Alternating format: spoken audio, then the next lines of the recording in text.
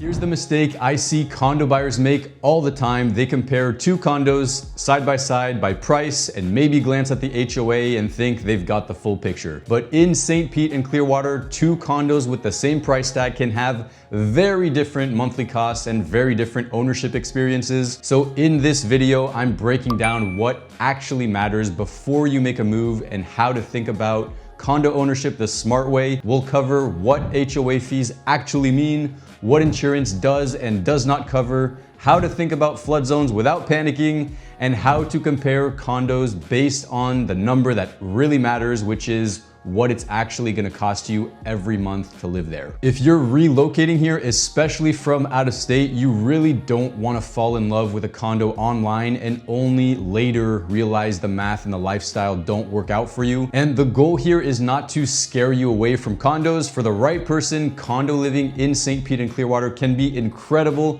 This is about how to make sure you buy the right one so you can enjoy this amazing region in Florida with confidence and not get blindsided by the fine print. And if you're new here, I'm Alexi, your St. Pete Clearwater realtor. If you're thinking about making a move here, there's a link below to book a free one-on-one strategy call with me like many others have already done. And for the French speakers watching, je parle français aussi. Now let's get into the video. A lot of people who relocate here start out thinking they want a house. They imagine a nice backyard, maybe a pool, maybe a little more privacy, and that all sounds great. And then they usually start looking at the realities of owning in Florida. They realize, okay, maybe I don't need a lawn to maintain from April to September. Maybe I don't need to be dealing with exterior upkeep like roof issues, storm prep, a bunch of weekend projects, when I could be at the beach or out to dinner downtown. And that is where condos start making a lot more sense for a lot of buyers, especially people relocating from out of state. Condos can offer a really appealing combination of lower maintenance, better walkability, great amenities, and often access to locations that would be much more expensive in a single family home. Now, that doesn't mean a condo is automatically cheaper, and this is where people can get tripped up because with condos, the monthly cost is not always obvious from the listing. A house is usually a little more straightforward. You look at the price, you look at the taxes, the insurance, maybe lawn care and pool care, and you can get a rough sense pretty quickly. With a condo, there are a few more moving parts. Some of them make your life easier, some of them make your payment higher, and some of them are hidden well enough online that buyers don't fully understand what they're signing up for until much later. So before we get into HOA fees and flood zones and all that fun stuff, the first thing I wanna do is reframe how to look at condos in this area. When most buyers first look at condos online, they focus on the mortgage payment and maybe the HOA fee, but the real monthly cost is usually made up of 5 main buckets. Mortgage payment, if you're financing, including principal and interest, property taxes, insurance, HOA or condo association fee, and finally, the category I like to call things people forget to budget for. That can include special assessments, parking costs, move-in fees, utility differences, occasional repairs inside your unit, and depending on the building, the other ownership costs that are not obvious on day one. So when I'm helping a buyer compare condos, I'm not just saying, do you like this one or that one? I'm asking,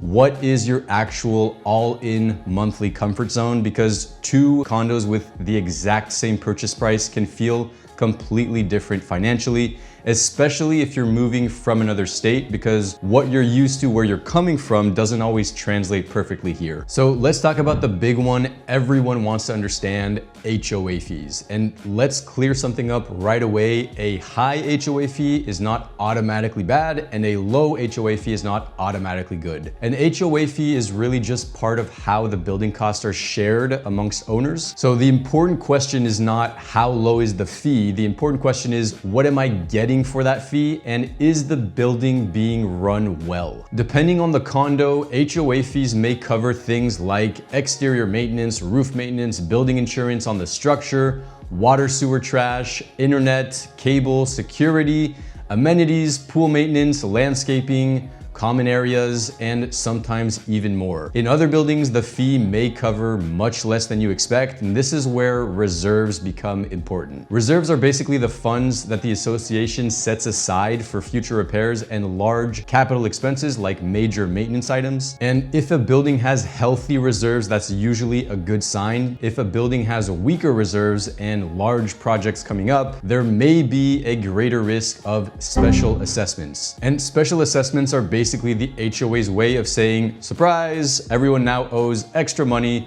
Not the kind of surprise most people are hoping for after they move to Florida. So when you are looking at a condo here are some HOA questions I would want answered. How old is the building? How well maintained does it appear? Are reserves healthy? Have there been recent special assessments? Are there rental restrictions, pet restrictions, or usage rules that matter to you? And what exactly does the monthly fee include? Sometimes a higher HOA fee means you're paying for convenience, stability, and amenities you will actually use. Sometimes it means you're paying for a very expensive lobby you don't care about and a gym you'll go to once in January. And that's where knowing your lifestyle is going to be important. And these are exactly the types of conversations I have with every relocation client before we start touring. Many can only make one trip here in person before making a decision. Sometimes it's done completely remotely, so it is important to have these conversations up front. And this is the whole point of the strategy call that I offer for free. So if you'd like to schedule that with me, my info is below, and you can also scan that QR code so we can have a no pressure conversation about your priorities and what neighborhood makes most sense for you. Okay, now let's move on to the next piece that creates a lot of confusion. Insurance is one of those words that makes people tense up a little in Florida. Fair enough, but again, the goal here is not to panic, the goal is to get clarity. When you buy a condo, there are usually different layers of insurance involved. There's typically the master policy carried by the condo association, which would insure the building itself and common areas. Then there's typically your individual condo policy, often called HO6, which may cover the interior of your unit, your belongings, liability, and certain gaps depending on how the master policy is structured. And that can vary building by building, which is why I always recommend buyers get clarity on the association coverage and then speak with an insurance professional so they can understand what they personally would need. The main takeaway is don't look at a condo and assume your insurance costs will be simple just because there's an HOA. Sometimes condos can be more predictable than houses from a maintenance standpoint, but insurance still needs to be evaluated carefully. Now, tied closely to insurance is another topic that buyers ask me about all the time. Flood zones are one of the most misunderstood topics for people relocating to this area. A lot of buyers hear the word flood zones and they either panic and cross it off the list, or they ignore it completely and think, well, it's Florida, everything must be in a flood zone here anyways. Flood zones matter, but they need to be understood in context. A flood zone designation can affect insurance requirements and costs, and it is one of several factors you do want to look at when evaluating a property, but it's not the only factor, and it doesn't automatically tell you whether a condo is a good or bad choice. For condo buyers, what matters is not just the map, it's also the building itself. So how is the building constructed? How is it elevated? What is its location relative to the water? What does the association insure? And what would your own policy look like? Once you have that information, you can answer how a flood zone affects insurance, ownership costs, and most importantly, your comfort level. Now let's bring all this together and talk about how to compare two condos intelligently. This is where I see buyers make the biggest mistake. They compare condos based on the list price and the photos and maybe the HOA fee. And unfortunately, that's not enough. If you're seriously considering buying a condo in the St. Pete Clearwater area, I would think about it using 5 categories. First, location and lifestyle fit. Does it actually match how you want to live? Do you want walkability, water views, quiet, a downtown vibe, seasonal use, full-time living, easy airport access, a certain social atmosphere, because the right condo in the wrong area is still the wrong condo. Second is gonna be all-in monthly cost, not just list price, but mortgage, taxes, HOA, insurance, and anything else that could reasonably affect your monthly budget. Third is gonna be building quality and management, which we went over earlier. Fourth, ownership risk and surprise factor. Could there be upcoming assessments? Are reserves healthy? Is there anything about the building or structure of the fees that could raise questions? And fifth is resale value and long-term fit. Even if you plan to stay a long time, it still matters whether the condo would appeal to future buyers or whether its restrictions and costs could narrow your exit options later. Now, after all that, you may be wondering, okay, so who is condo living actually best for? In my experience, condos here tend to be a really good fit for a few types of buyers. People who want low maintenance living, so you don't want a yard, you don't want exterior responsibilities, you want something simple. People who really value location and lifestyle, maybe you want to be closer to downtown, closer to the waterfront, closer to restaurants, coffee shops, events, or maybe closer to the beach. Then there's people who like the idea of lock and leave convenience. So if you travel and split time between states, or you just want easier ownership experience, condos can be very appealing. And finally, people who are comfortable trading a little independence for convenience. Because that's really what condo living is: less responsibility, but also more shared culture, more convenience, but also more rules.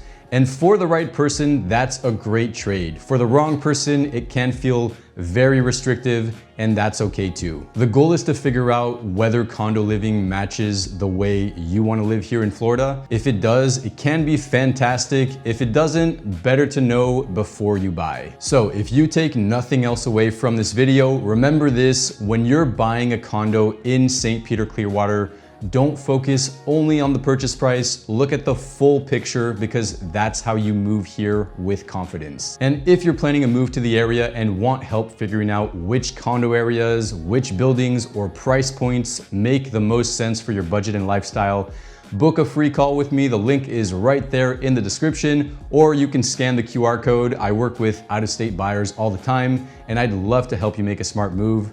I hope you have a great rest of your day, and I will see you in the next video.